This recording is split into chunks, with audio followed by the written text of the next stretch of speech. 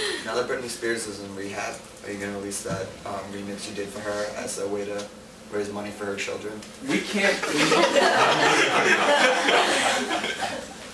We can't. When dealing with the wild, you have to run its course. And interfering, though you have empathy, only disrupts the natural balance. So even if she's like, I really need that money for rehab. We don't have the rights. No. And we would be sued. And that's not fun. It's a bad way to spend a couple years and $250,000. If that, I don't know what a big Britney Spears size lawsuits cost. 3 times, 4 times that. Okay, thank you. It's a bad way to spend 4 years and $1 million. Yeah.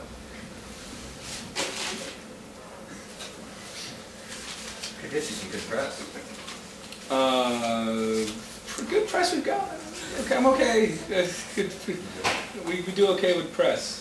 We do, you know what? With people who get things for free, we are top. We couldn't do better. It's just things like the world that we are always in a funny place with. But I think we do. I think for what we do, I'm very, very happy. I don't feel the need to get more. I don't want, I don't know, celebrity stuff. I think we're okay. What kind of music does your dog listen to? My dog has no choice, so basically listens to disco. And she seems content with it. I had a cat for a long time who now lives with my partner, Tim Goldsworthy.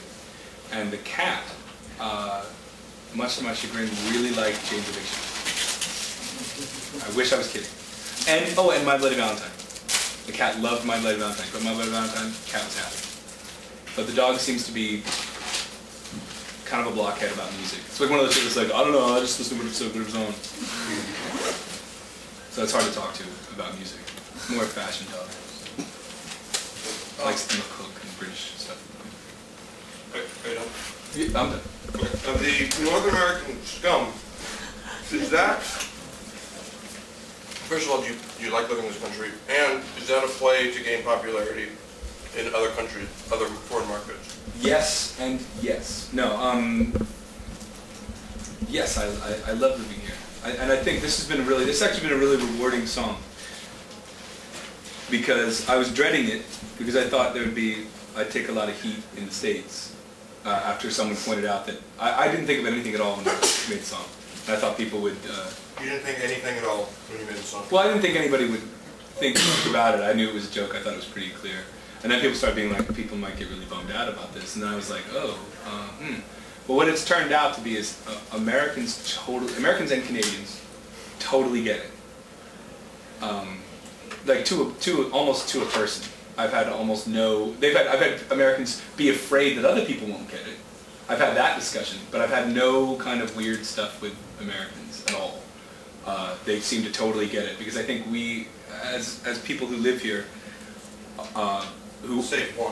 Save one.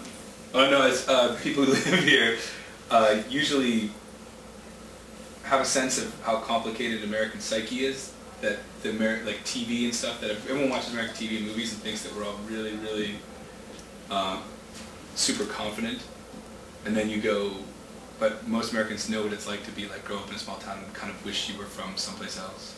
And so then you get a little older and you're like, actually this place is pretty cool, and you get psyched about it because you do a lot of American history and you learn about Ben Franklin.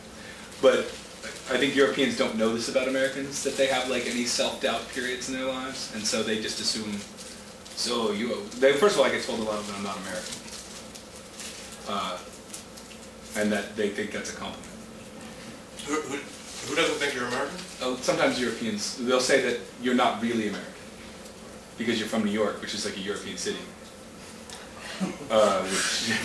Yeah, see, like you kind of know what I mean. Like, but they kind of say it as a compliment, and it's a very funny thing to hear as a compliment. It's not a very good compliment. Thank you. But it's been good to learn about how other people see us.